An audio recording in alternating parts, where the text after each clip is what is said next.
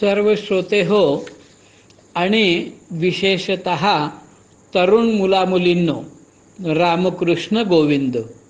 तरुणांनो, विशेषतः 30 ते 50 वयोगटातील मुलामुलींनो, लेकी जावयांनो, ही प्रवचने, ही लेक्चर्स तसे तर सर्वांसाठी आहेत, पण खास करून ती तुमच्यासाठी आहेत. तेव्हा तुम्ही ऐका आणि त्यावर चिंतन करा. आपण वेदस्तुती या भागवत दशमस्कंध अध्याय 87च्या आधारे ब्रह्मतत्वाबाबत चिंतन करत आहोत. मी ते ब्रह्म आहे किंवा मीच ते ब्रह्म आहे, हे झाले शाब्दिक ज्ञान. पण मला या लेक्चर्सद्वारे खूप चिंतन करून त्याचा अनुभव घ्यायचा आहे. आपल्याला हा धागा या अध्यायावरील प्रवचन संपेपर्यंत आणि एरवीसुद्धा कधीही सोडायचा नाही आहे. आपल्याला नुसते ऐकून सोडून द्यायचे नसून आपल्याला ब्रह्मरूप व्हायचे आहे. त्या दृष्टीने आपण भागवताच्या 10व्या स्कंधातील 87व्या अध्यायातील 14व्या श्लोकावर यापूर्वीच्या प्रवचनात चिंतन केले. आता आपण 15व्या श्लोकाकडे वळणार आहोत. तत्पूर्वी तुम्ही मला एक गोष्ट सांगा. आपण सिनेमाच्या किंवा टीव्हीच्या पडद्यावर अमिताभ बच्चन किंवा अशोक सराफ इत्यादी नटांना अभिनय करताना पाहतो. आपणास ते सर्व खोटे आहे हे माहीत असते, पण त्या खोट्या नटांना पाहून आपल्याला खऱ्या नटांना भेटण्याची इच्छा होते. काही जण तर इतके वेडे होतात की त्यांची एक झलक पाहण्यासाठी ते त्यांच्या बंगल्याच्या दारात दररोज सकाळी गर्दी करतात. आपण पण या मिथ्या जगाच्या आकर्षणात पडलो आहोत, त्यात अडकलो आहोत. पण मग या जगाचा जो निर्माता आहे त्याला पाहण्याची, त्याला जाणण्याची आपल्याला कधी उत्सुकता लागते का हो? त्याने हे जगत कशापासून निर्माण केले असेल? आणि त्याहीपेक्षा महत्त्वाचे म्हणजे हे जगत त्याने का निर्माण केले असेल? कधी बसून विचार केलाय का हो तुम्ही? मंगळावर माती आहे, दगड आहे. चंद्रावर पण माती आहे, दगड आहे. अन्य ग्रहावर पण माती, दगड इत्यादी असतील. पण तेथे त्या अंतराळात ते कोणी नेले? कसे नेले? ट्रक भरून नेले? कशावरून नेले? ते कोठून निर्माण केले? ते ग्रह कसे निर्माण केले? ते तिथे कसे स्थिर केले? आणि सर्वात महत्त्वाचे म्हणजे हे सर्व का केले? केव्हा केले? कसे केले? माझा व या सृष्टीचा काय संबंध आहे? हे सर्व आपल्याला दिसते. आपल्याला जे जे दिसते त्या अर्थी त्याचा कोणीतरी निर्माता असणार हे नक्की. कोण आहे तो? मला त्या निर्मात्याला पाहण्याची, त्याची ही लीला समजून घेण्याची तीव्र इच्छा आहे, तळमळ आहे, मी बेचैन आहे. या पुढे जाऊन माझ्या मनात एक विचार येतो. या जगताची त्या निर्मात्याने निर्मिती केली, पण मी काही या जगताच्या बाहेरचा नाही. मी सुद्धा या जगताचाच एक भाग आहे. म्हणजे माझी निर्मिती सुद्धा त्यानेच केली असणार. तुमची निर्मिती सुद्धा त्यानेच केली असणार. पण मग मला एक प्रश्न कायम सतावतो की त्या निर्मात्याने माझी निर्मिती का केली? त्याला माझ्याकडून काहीतरी अपेक्षा निश्चित असतील. माझ्याकडून त्याला काय अपेक्षित आहे आपण कधी जाणून घेण्याचा प्रयत्न करतो. माझ्या आणि त्या निर्मात्याचा काय संबंध आहे? आपल्या स्क्रिप्चर्स म्हणजे आध्यात्मिक ग्रंथात त्याचे उत्तर आहे. फार पूर्वीच्या रिअलाइज्ड ऋषी मुनींना त्याचे उत्तर माहीत होते. त्यांनी ते वेदात, उपनिषदात, गीतेत, भागवतात सांगितले आहे. मी ते वाचले आहे, पण नुसते वाचून माझे समाधान झाले नाही किंवा होत नाही. मला तळमळ आहे की त्या सर्वाचा अनुभव घेण्याची आणि या वेदस्तुतीच्या द्वारे मी तो प्रयत्न करत आहे. मला या विश्वाच्या निर्मात्याला अनुभवायचे आहे. माझ्या या प्रयत्नात मी आपल्याला सहभागी करून घेऊ इच्छितो. आपण दोघेही त्या विश्वनिर्मात्यालाच प्रार्थना करू की आपण आमच्याकडून अनुभवले जाऊन दे. तरुण मुलांनो, हे सांगता सांगता माझ्या अंगावर रोमांच आले, कंठ सद्गतीत झाला. कारण का सांगू कारण? अहो, तो निर्माता गीतेच्या 7व्या अध्यायाच्या पहिल्याच श्लोकात काय म्हणतो पहा. गीतेच्या 7व्या अध्याय पहिला श्लोक आणि दुसरा चरण. तो निर्माता म्हणजे भगवान म्हणतात, यथा समग्रम माम असंशयम ज्ञास्यसि तच्छृणु. गीता अध्याय 7 श्लोक पहिला चरण दुसरा. यथा समग्रम माम असंशयम ज्ञास्यसि तच्छृणु. ज्या प्रकाराने सर्व विभूती, बल, ऐश्वर्य इत्यादी गुणांनी युक्त व सर्वांचे आत्मस्वरूप अशा मला निस्संदेहपणे तू जाणू शकशील, ती गोष्ट तू माझ्याकडून ऐक. बघा हो, भगवान म्हणतात मी कसा आहे, कोण आहे ते स्वतःच मी तुम्हाला सांगतो. यापेक्षा आपल्याला काय पाहिजे सांगा. येथे शृणु असा एक शब्द वापरला आहे. त्याचा earth to listen and digest. काय सांगू मी? प्रियांका भस्मे, हे सर्व तुझ्यासाठी आणि तुझ्या उदरातील जीवासाठी आहे. अभि गद्रे, अभिजित पाटील, अमित, पुष्कर वेलणकर, अक्षता, परेश, नीलेश, योगेश, सुरेश, रमेश, डॉक्टर विपुला, हे तुम्ही सर्व तरुण मंडळींचे प्रतिनिधी आहात. ही काही नावे झाली. तुम्ही प्रतिनिधी म्हणून एकंदरीत हे सर्व तरुणांसाठी आहे. तो निर्माता म्हणजे भगवान म्हणतात, माझ्याबद्दल माझ्याशिवाय कोण अधिक चांगल्या प्रकारे सांगू शकेल? परंतु मीच माझी ओळख करून देतो असे भगवान म्हणतात. पण काय दुर्दैव आहे बघा, इतके स्पष्टपणे आणि उत्सुकतेने सांगून सुद्धा कुणापाशी वेळच नाही. परेश, नीलेश, योगेश, सुरेश, रमेश, विपुला, मुलांनो, संसार करा, उत्तम प्रकारे करा, स्वधर्म पाळा, स्वकर्तव्याला जागा. व्यापार, व्यवसाय तुम्हाला जे नेमून दिलेलं आहे किंवा तुम्ही जे मान्य केलं आहे, ॲक्सेप्ट केलेलं आहे, ते करा. पण याचाही थोडा अभ्यास करा की रे. तरुणांनो, तुमच्यापाशी लॅपटॉप आहे, मोबाईल आहे, फेसबुक आहे, ट्विटर आहे, व्हॉट्सॲप आहे, ईमेल आहे, आणखी बऱ्याच गोष्टी असतील. करा ना रे याचा प्रसार.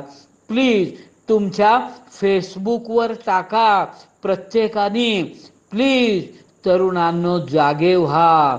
माझ्या आईने मला जवळ बसून यातले काही काही मर्म समजावले. मी पण आज आणि यापुढे तुम्हाला ते सर्व मर्म आईच्या ममतेने सांगत आहे.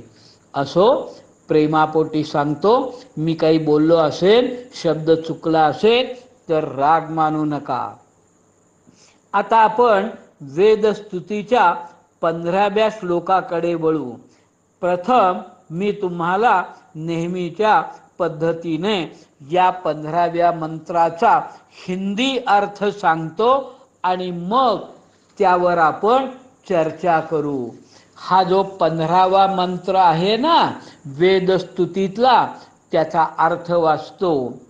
इसमें संदेह नहीं कि हमारे द्वारा म्हणजे श्रुतियों वेदों द्वारा इंद्र वरुण आदि देवताओं का भी वर्णन किया जाता है, परंतु हमारे मतलब श्रुतियों के सारे मंत्र अथवा सभी मंत्र दृष्टा ऋषि प्रतीत होने वाले इस संपूर्ण जगत को ब्रह्म स्वरूप ही अनुभव करते हैं, क्योंकि जिस समय यह सारा जगत नहीं था उस समय भी आप बच रहते हैं. जैसे घट, शराब, मिट्टी का प्याला आदि सभी विकार मिट्टी में से ही उत्पन्न और उसी में लीन होते हैं, उसी प्रकार संपूर्ण जगत की उत्पत्ति और प्रलय आप में ही होता है. तब क्या आप पृथ्वी के समान विकारी है? नहीं नहीं, आप तो एक रस निर्विकार है. इसी से तो यह जगत आप में उत्पन्न नहीं प्रतीत होता. इसलिए जैसे घट, शराब आदि का वर्णन भी मिट्टी का ही वर्णन है, वैसे ही इंद्र वरुण आदि देवताओं का वर्णन भी आपका ही वर्णन है. यही कारण है कि विचारशील ऋषि मुनि ने मन से जो कुछ सोचा जाता है और वाणी से जो कुछ कहा जाता है उसे आप में ही स्थित आपका ही स्वरूप देखते हैं.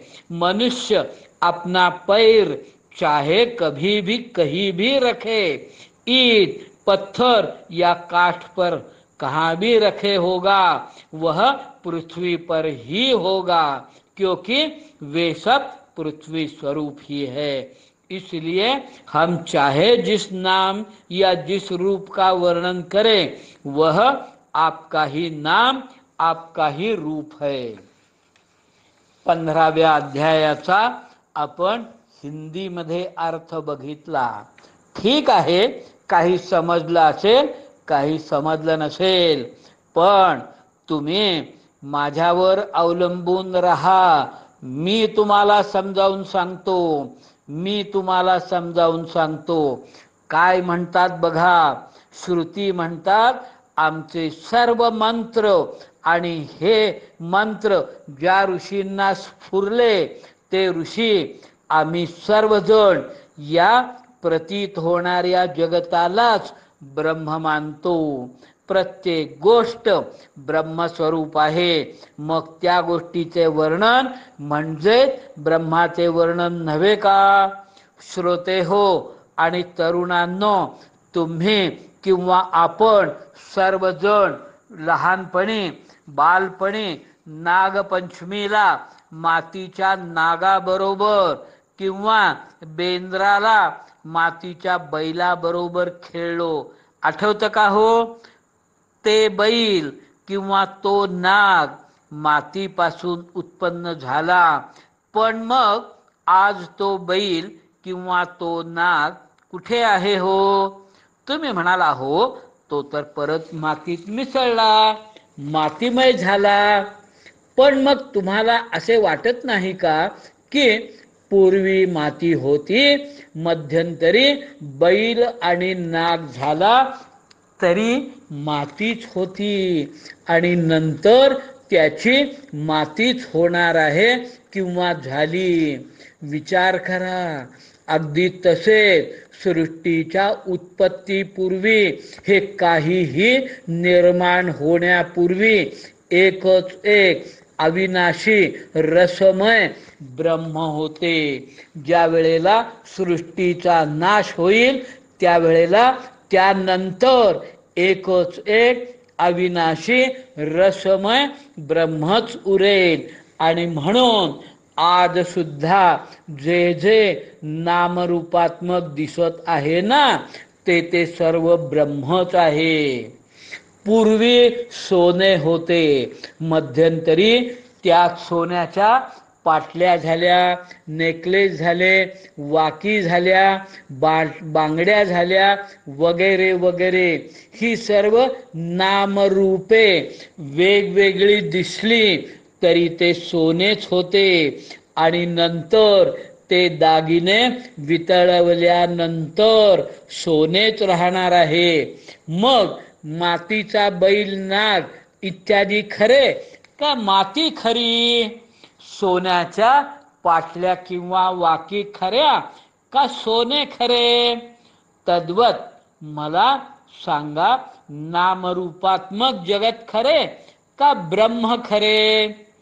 सर्व काही ब्रह्मापासून उत्पन्न होते, मध्यंतरी सुद्धा सर्व काही ब्रह्मच असते आणि सर्व नामरूपात्मकाचा नाश झाल्यावर केवळ ब्रह्मच असेल. मी नेहमी बऱ्याच वेळेला नेहमी म्हणजे मिरज पुणे प्रवास करताना साताऱ्याजवळचे डोंगर फोडताना बघतो. त्याचा मुरुमापासून, मातीपासून, दगडापासून नवीन घरे बनतात. म्हणजे काय होतं तर एकीकडे नवीन घरे तयार होतात, तर त्याच वेळी दुसरीकडे त्याच आकाराचे डोंगर नष्ट पावतात. म्हणजे डोंगरापासून घरे बनतात, घरे डोंगरापासून घरे बनतात, डोंगर नष्ट होतात आणि घरे निर्माण होतात.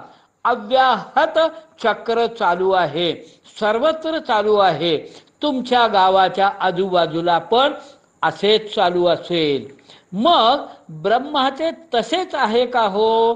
ब्रह्मापासून सृष्टी निर्माण होते म्हणजे तेवढ्या प्रमाणात ब्रह्माचा नाश होतो का हो? किंवा ब्रह्माचे परिवर्तन होते का? म्हणजे इकडे ब्रह्म कमी झाले आणि तिकडे तेवढीच सृष्टी निर्माण झाली, असं होतं का? उत्तर आहे नाही, बिलकुल नाही. मी तुम्हाला एक शांती मंत्र ऐकवतो. माझी संस्कृती किती दिव्य आहे पहा. तरुणांनो, तुम्हाला त्याचा अभिमान हवा. तुम्हाला तो शांती मंत्र ऐकून माहिती असेल, पण त्याचा अर्थ फारसा कदाचित माहीत नसेल. तो मंत्र म्हणतो, ओम पूर्णमदः पूर्णमिदं पूर्णात् पूर्णमुदच्यते पूर्णस्य पूर्णमादाय पूर्णमेवावशिष्यते. काय सुंदर आणि दिव्य विचार आहे सांगू. पूर्णमदः म्हणजे हे परब्रह्म सर्व प्रकाराने पूर्ण आहे. पूर्णमिदम हे जगत ज्याच्यापासून निर्माण झाले ते सुद्धा पूर्ण आहे. पूर्णात पूर्णम उदच्यते म्हणजे त्या परब्रह्मापासून सर्व उत्पन्न होते. पण पूर्णस्य पूर्णम आदाय, या पूर्णातून पूर्ण काढून टाकल्यावर पूर्णम एव अवशिष्यते, पूर्ण शिल्लक राहते. काय बघा हो, परब्रह्म पूर्ण आहे, पण पूर्ण म्हणजे ते कसे पूर्ण आहे तर पूर्णात पूर्ण मिसळले तरी पूर्णच राहते आणि पूर्णातून पूर्ण काढून टाकले तरी पूर्णच राहते. मुलांनो, कॅन यू कॉम्प्रिहेंड दिस? पूर्ण जरी शक्य नसले तर या मनुष्य जन्मात त्या पूर्णाचा मला अनुभव घ्यायचा आहे, त्या पूर्णाशी एकरूप व्हायचे आहे. तरुणांनो, दुर्दैवानं म्हणा किंवा सुदैवानं म्हणा, मी ते ब्रह्म केवळ याच मनुष्य जन्मात जाणू शकतो. तुम्ही तरुण असा किंवा माझ्यासारखे म्हातारे असा, आपल्यापाशी किती वेळ आहे आपल्याला माहीत नाही. तेव्हा हे ब्रह्म, हे पूर्ण जाणायची आपल्याला त्वरा केली पाहिजे. तुम्हाला मुंबईमध्ये राहणाऱ्या किंवा राहिलेल्या मुलांना माहीत असेल, मुंबईमध्ये मधून मधून मध्य आणि पश्चिम रेल्वेवर संध्याकाळी 6 वाजल्यापासून सोमवारी सकाळी 6 वाजेपर्यंत मेगा ब्लॉक असतो. म्हणजे शेवटची लोकल शनिवारी संध्याकाळी 7 वाजता, त्यानंतर एकदम लोकल सोमवारी सकाळी. तेव्हा शनिवारी सकाळी 9:30 वाजता ऑफिसमध्ये आलेला कर्मचारी अधिकारी 9:30 पासून एक एक काम आवरून पूर्ण करण्याची लगबग करतो. दिवसभर तो कामाची त्वरा करतो, कारण त्याला 6ची शेवटची लोकल गाठायची असते. आपल्या बाबतीत अगदी तसेच आहे. आपल्याला याच मनुष्य जन्मात ब्रह्म अनुभवायचे आहे. या शरीराला मृत्यू केव्हा कवटाळेल सांगता येत नाही. त्यामुळे आपल्याला प्रत्येक उपलब्ध क्षणाला ब्रह्म जाणण्याची त्वरा केली पाहिजे.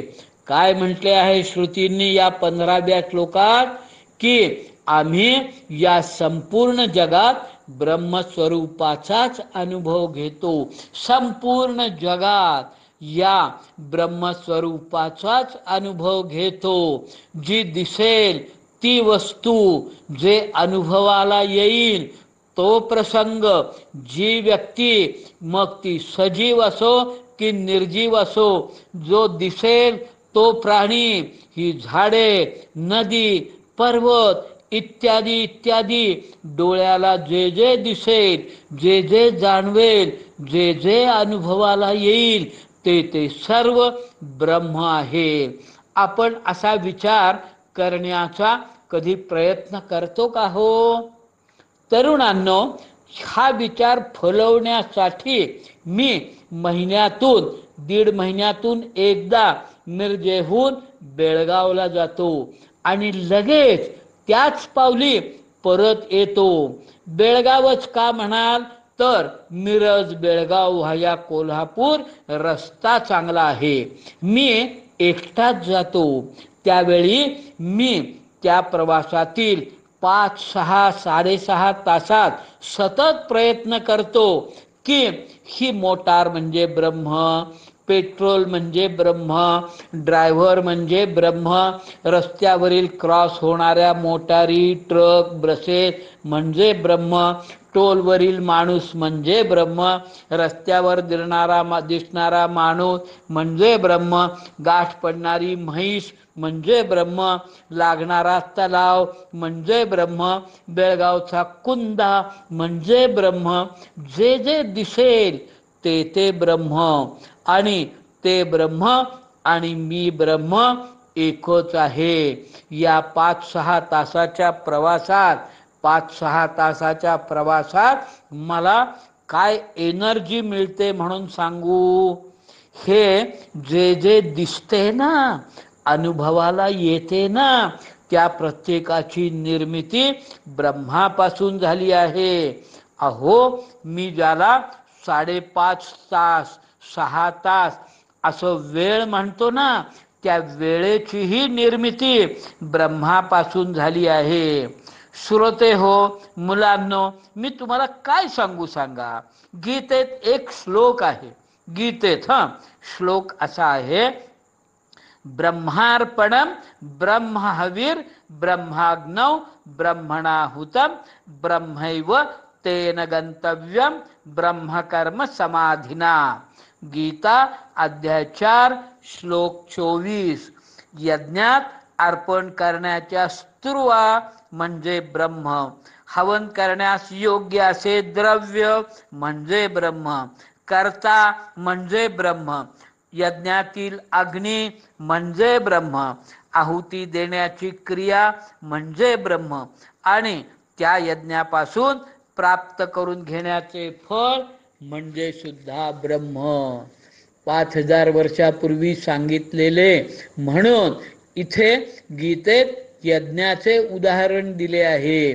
आजच्या काळात तुमचा मोबाईल म्हणजे ब्रह्म, लॅपटॉप म्हणजे ब्रह्म, ज्या जावा लँग्वेजवर तुम्ही काम करता ती लँग्वेज म्हणजे ब्रह्म, तुम्ही म्हणजे ब्रह्म, तुमचा एम्प्लॉयर म्हणजे ब्रह्म आणि तुमच्या या ब्रह्मकर्माचे फळ पगार म्हणजे ब्रह्म, तुमचे डेबिट कार्ड, तुमचे क्रेडिट कार्ड, तुमचे पॅन कार्ड म्हणजे ब्रह्म.